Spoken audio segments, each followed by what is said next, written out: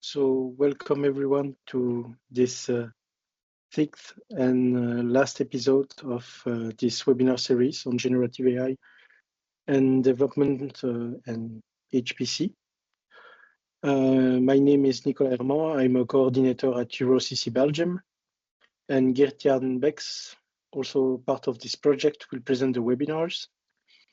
And this episode focuses on having a conversation with code documentation.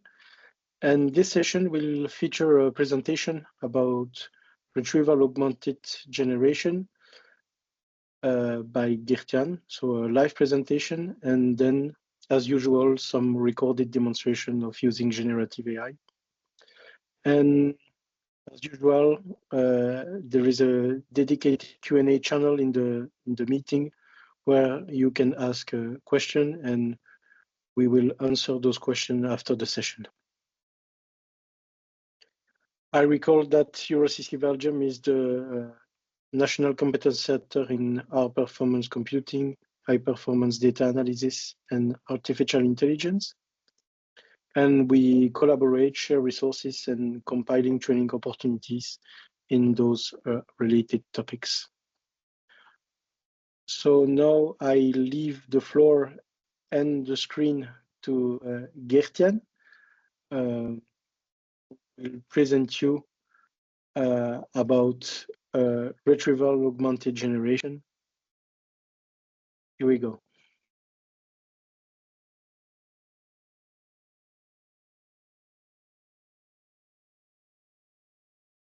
Okay, so normally you should be able to hear me.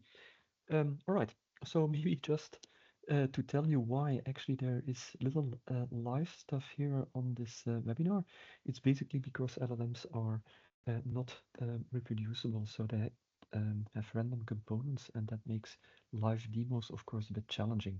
However, talking about them is rather deterministic, so this we can actually do in real time. So it's quite useful to realize what large language models actually are, besides large. So this is about the number of parameters, and as you can see, they go into the billions, the tens of billions, or the hundreds of billions.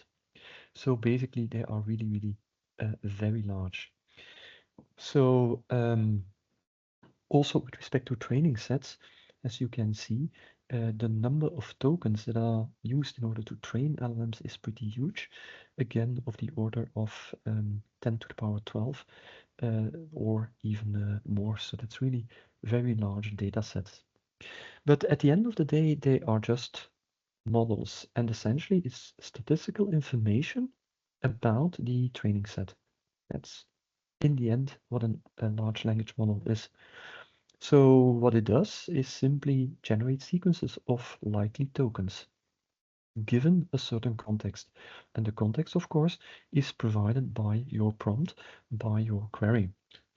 So basically, to see this a little bit, I give an example here. The 42nd president of the United States was, and then the question is, what's the most likely token? And of course, there are multiple candidates. There would be Bill Clinton, there would be George Bush, Richard Nixon, Jacques Chirac. Well, the first three are American presidents, so that's pretty nice. Jacques Chirac is a French president, former French president, so not so relevant. So basically, all these names are indeed representing presidents, so that's nice. But as you can see, the probability that Bill Clinton would make this sequence of tokens the most likely is in fact Bill Clinton. So architectural-wise, it's deep neural networks. I'm not going into these details. That would take us too long, so I'm not going there. Because what I really want to go to is in fact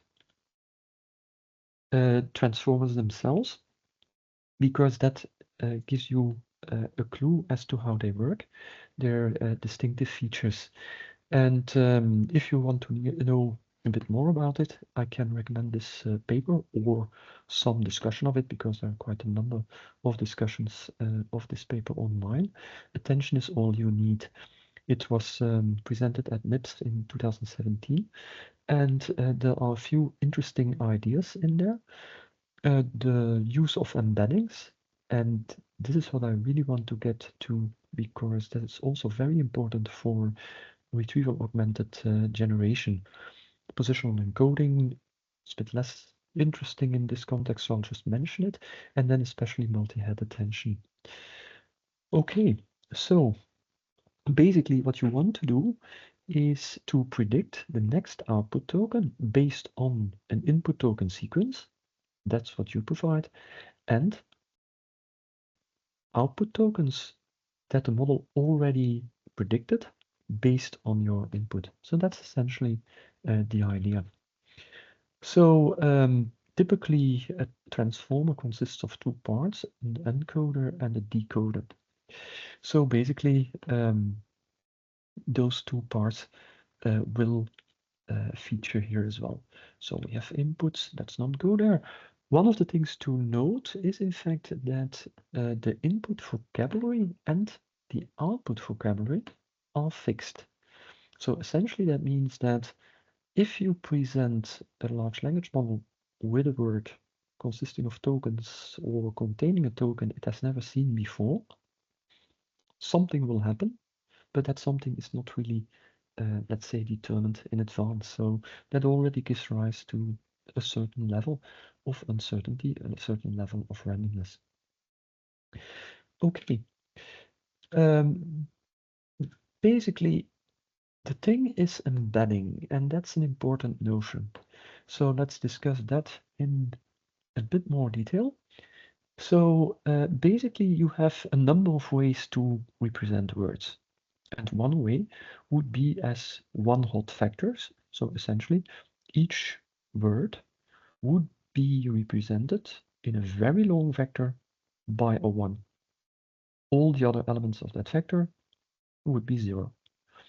And of course, that means that the length of such a vector would be equal to the vocabulary size. Okay, there are issues with that. One, it's pretty unwieldy. And the more important one is that there is no semantics in there. So basically the relationships between the words is non-existent in that encoding. And that of course gives rise to a number of problems or a number of shortcomings that can actually be overcome using embeddings. So word embeddings are much more interesting, where just a one-hot representation would be a sparse representation of your vocabulary. A word embedding is in fact a dense representation. So it's a dense vector, which basically means that quite a number of components will be non-zero. Typically, almost all components are going to be non-zero. And the interesting thing is that given two words, if you look at their vector similarity, vector distance if you want, that would be equivalent or representing their semantic distance. So how close do they resemble one another? And training means that context is used. So basically what you're going to take into account is relations with surrounding words. That's essentially the idea. So in large language models, these sparse encodings are not used at all. That is not the way to go. So they always work with word embeddings. So let's illustrate that on the, by using an example. So we've got two documents, document 1, document 2. And document 1 is saying that President Obama speaks to the media in Illinois. Okay. The second document says that the president, whatever president that might be, greets the press in Chicago. Okay, so if you use a training which contains, or if you do training on a training set that contains these two documents, then in fact the training algorithm and the embedding will be such that there is a similarity between Obama and president. That there is a similarity between speaks and greets, between Chicago and Illinois, between media and press. So basically, those word vectors, Obama and president, speaks and greet, Chicago and Illinois, will have an overlap, if you want, will have a semantic distance, which is low. On the other hand, for instance, Obama and media will be further apart because they don't share any common meaning. So that's essentially the idea. And that's also the idea behind retrieval-augmented generation. What you're going to do in retrieval-augmented generation is in fact consider a set of documents. Okay? The first thing to do is to make chunks of those documents. You will split them into many parts. They might be of equal size, they might be of different sizes. That depends on the chunking algorithms. There are a couple of choices there. And then you're going to tokenize them. You're going to use a pre-trained, typically, word embedding, and store those vectors into a vector database. Okay, that's the preparation of retrieval-augmented generation, essentially chunking, creating a bunch of vectors, storing those vectors in a vector database. That's it. Okay, how does that help? Well, basically, when using a RAG, after it's been set up, what is going to happen is that your query is going to be used in order to find similar embedding vectors in the vector database which you just created. Okay? If you find similar vectors, that means that the semantics, that the meaning of part of your query corresponds to those embeddings. And in the database, those embeddings refer back to the chunk that contained a word or token or sequence of tokens that gave rise to that embedding. So then these chunks are looked up. That's easy. That's just a vector database query at the end of the day. And that is used as part of your prompt. So it's no longer just your prompt that goes to a large language model. It's that prompt augmented by the chunks retrieved from that vector database. So that's essentially how it works. So that means that you sort of automatically create a lot more context for your query. And that goes to your favorite large language model, be it OpenAI 01 or be it a Llama model or whatever. It doesn't matter. But basically, it's a front end. Retrieval-augmented generation is a front end to improve your prompts. That's how it works. And that basically means that you can specialize queries for a specific topic using this retrieval from your vector database. There are a number of variants on this. So one of the more interesting ideas is to also use a graph structure on top of your chunks, so that basically the edges in these graphs, the chunks are the vertices, the edges are relationships between your chunks. And that gives rise to even more structure in your, let's say, in your pre-processing, and it allows you to retrieve chunks that are related also in terms of a knowledge graph. So that is also a very interesting approach. Okay.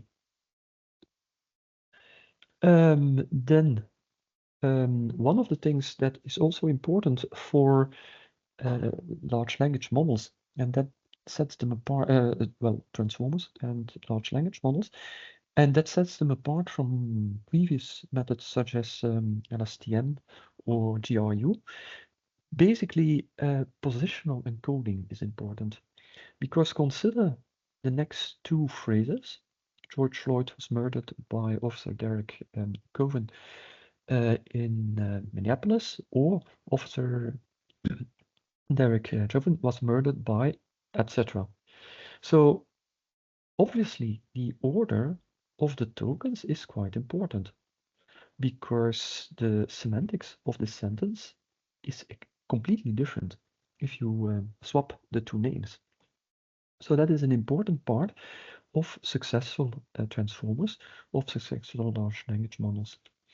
And there are a couple of ways to do that.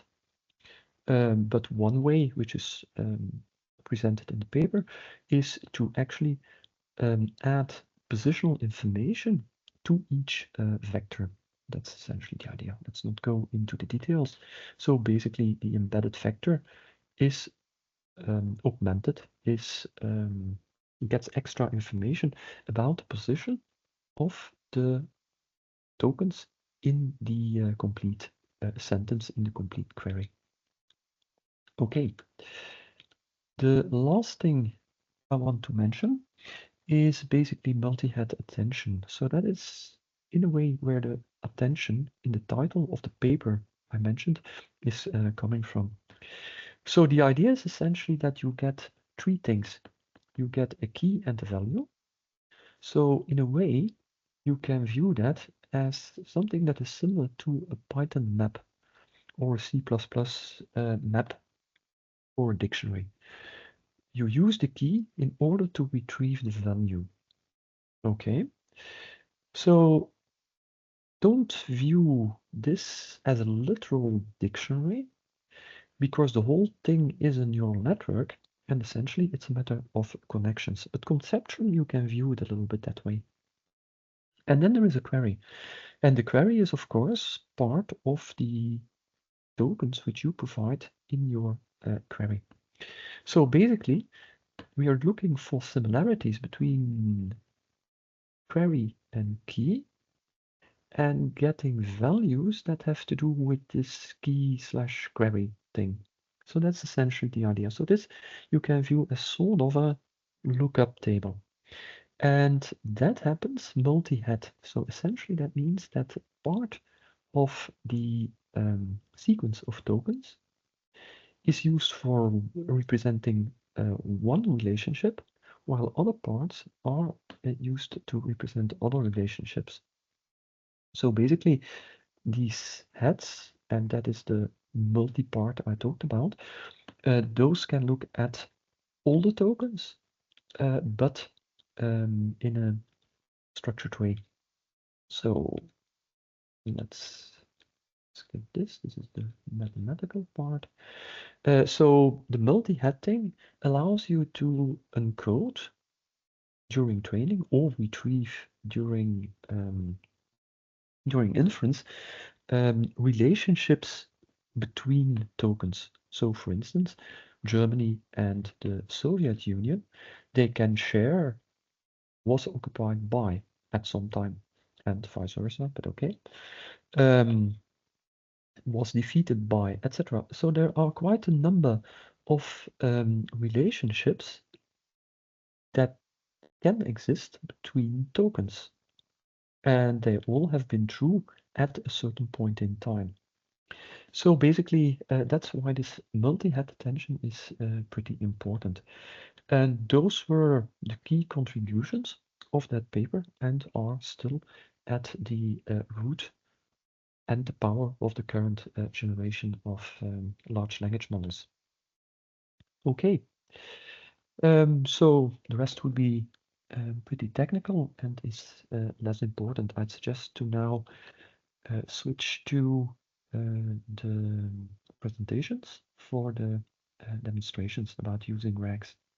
So thank you for this small presentation about LLMs. And now we can switch with the demonstrations. And the first one is chatting with Slurm documentation. As you know, Slurm is a very popular scheduler on HPC systems, and it has quite good documentation. That's not an issue, but basically you need to know your way around it. So it would be convenient to be able to use a large language model in order to interact specifically with that documentation. And this, of course, we can do using Retrieval-Augmented Generation, or RAG. Setting up RAG is not particularly difficult if you use AI chat.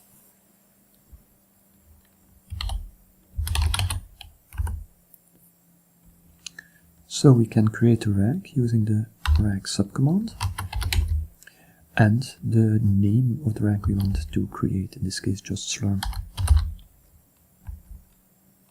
Okay, we're asked a couple of questions in order to generate, initialize the RAG and generate the configuration. So basically we have a choice between embedding utilities. So either a more expensive one or a cheaper one. I'm going to go for the cheaper one in this case because, well, okay, this is taxpayers' money, so let's not do that. Okay, we also need to specify the chunk size, so this is 2000 tokens, and that is typically reasonable. So let's take this, and then the chunk overlay, so basically how much the consecutive chunk overlap in a way is set to 100. I can live with that as well. And now I have to add the documents. So basically, in this case, that would be the directory, Slurm docs. Okay, so AI chat has actually parsed all the HTML files, which I downloaded to this local directory, and now it is creating the embeddings. Okay, once that's done, I'm in this particular RAG, and I can ask questions about the Slurm documentation. So AI chat comes with its own vector database, where it stores these embeddings, so that is quite convenient.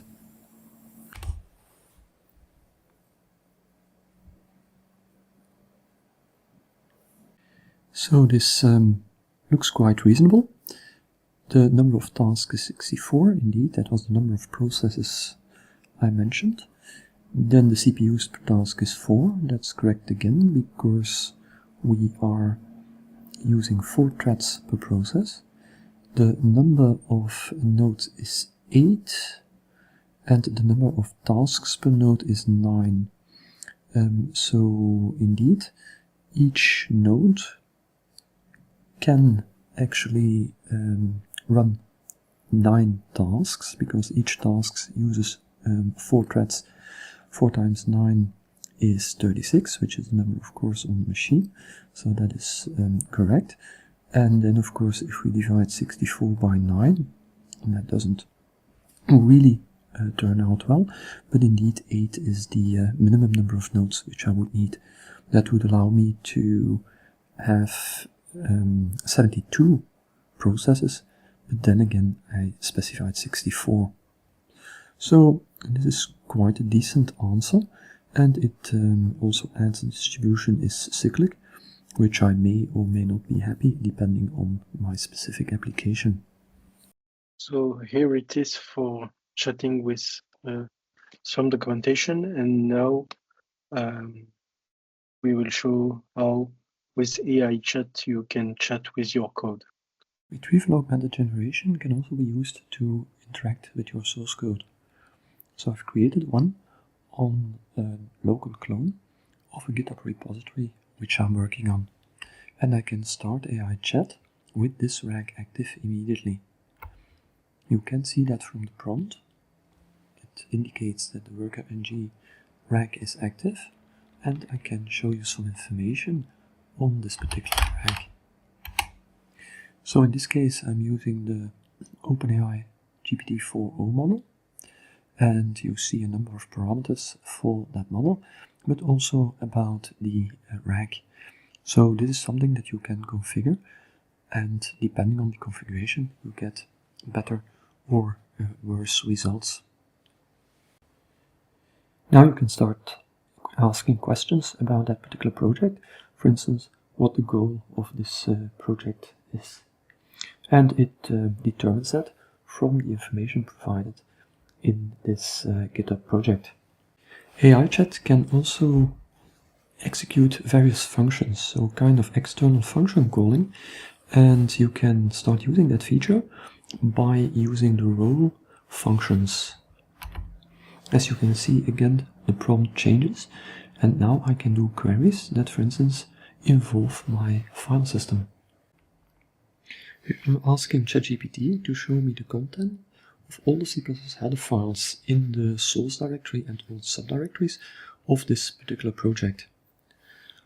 It will take a while to do this, but as you can see, it's now calling fsls, which is basically a list function on a particular directory. And then you see it calling the fscat function, which will basically retrieve the contents of a given file. And as you can see, the source code appears on my screen, file by file, class by class.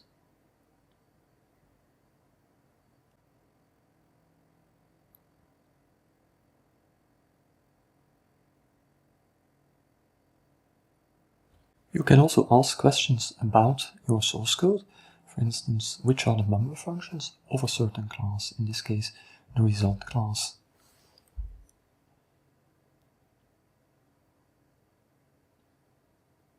And then you get indeed a list of all the functions that are defined as member functions in that particular class.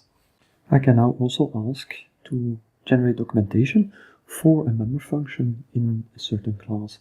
For instance, the next member in the work parser class.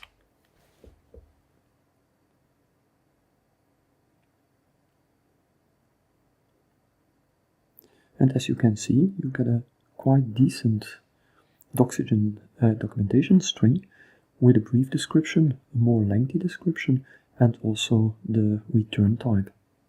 In short, RAGs can help you to understand source code better, whether it's your own or that of someone else, because you can simply ask natural language questions about it and get, in my opinion, pretty decent answers. Okay, so thank you everyone for attending this last webinar. Thank you for attending to other webinar too. I see some names at every session, so it was nice to see them. And now, as usually, we will switch to the Q&A. And I recall that EuroCC is funded by the European Union and HPC GU. And I see one interesting question in the Q&A, and also some in the conversations, but it was addressed for the slides. And so basically, sorry. So basically, the slides I used are part of a much larger presentation, which is for training, which is scheduled for later this year, deploying large language models locally. So there I go into much more details about both what LLMs do and also how you can actually run them either on HPC systems or on local computers on your laptop, for instance, if you have a good enough graphical card. Okay, there is one question in the chat as far as I can see, and that's about the DeepSeek claims that they actually trained a very powerful model using very few resources. Well, it's of course very unclear what DeepSeek exactly, what they did exactly, because yeah, they're not telling. But one of the suspicions is that they essentially used reinforcement learning on moderately trained model, but use reinforcement learning with answers from, for instance, OpenAI's ChatGPT.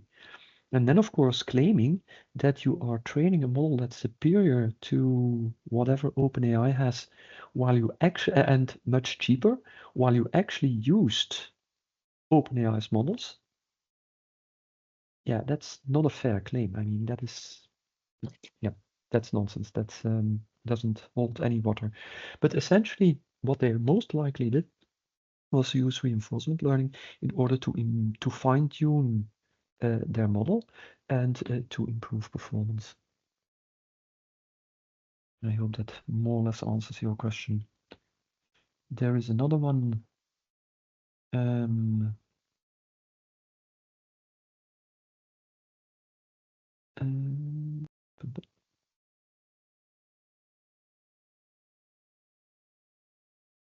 So yeah, you can use AI chat to connect to Orlama models, so the ones which you run locally, but I'm not familiar with LM Studio, to be honest. So what you can do, and that's also what that presentation mainly is about, is run models that, for instance, are publicly available from Hugging Face. You can run those locally on your own infrastructure, either on a laptop, a desktop, or a supercomputer, compute node. And indeed, AI chat can be used in order to be a front end to that. Yeah, that is possible. Cite the source that was retrieved. Not with AI chat, I think. So whether the chunks which have been used can be cited, I'm not sure you can do that. I'd have to check the documentation, but not so sure. Don't think so. Of course, it's not that hard to do. I mean, you have, well, you don't have them, but AI chat has them obviously because it used those chunks in order to let's say augment your query. But whether it can output that, not so sure. Also, of course, what I didn't explicitly say, but what is not unimportant, is that tokens, in fact, are not words. So tokens are part of words, and there is even work to make single characters tokens, although that's a bit, let's say, cutting edge. But basically, a sequence of tokens would then have to be translated back into the original. No, that's not necessary. Sorry, no, that's not true. What I'm saying, because you have that in the vector database anyway. So yeah, it should be really possible, but I'm not sure that AI chat supports that. Okay, functions and tools. Can they hallucinate tool results? No. So basically, if you mean by tool the function calls which I showed you on in the demo, then the answer is no. There will not be hallucinations. However, the hallucinations can have a major impact in the sense that one of the tools you have several. Well, this is actually agent AI or agentic AI, whatever you want. But basically, this is allowing a large language model to do stuff on your behalf. So what I showed you was file system ls, file system cat. And this, of course, is sort of innocent in the sense that it just reads data. However, what is it going to read? Are you sure that it's not going to read something you don't want it to read? So that's one thing. And the other thing is there are also other operations, like for instance, a file system write or file system patch. And for instance, file system patch can be used in order to modify an existing file on your file system. So I did a small experiment yesterday where I asked to improve existing code. I wanted something refactored. I wanted the function to be extracted from the main function of a Python script. And that went spectacularly wrong. Of course, before it does anything, it asks you whether it's okay or not. So I just let it do whatever it wanted. But the script was really ruined. So yeah, you have to be, let's say, a little bit careful there. But that's of course always the case when you, let's say, give responsibility to that kind of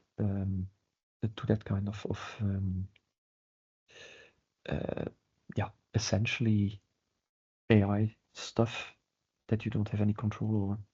In this case, you have control. You can say, okay, I wanted to modify something or not.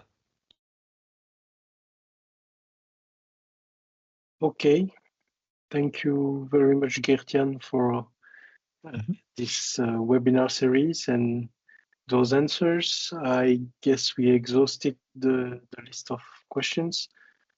So let me thank you everyone for following this webinar series, and you can stay in touch with EuroCC on LinkedIn or on the website following your newsletter. So if you want to get informed, please do. And soon the recording of every session will be available on YouTube. Okay, thanks again, Nicola, for organizing this series of webinars, and thanks to all of you for attending. I hope it was useful, and I hope to see you at some future EuroCC Belgium training event. All right. Thank you very much, everyone.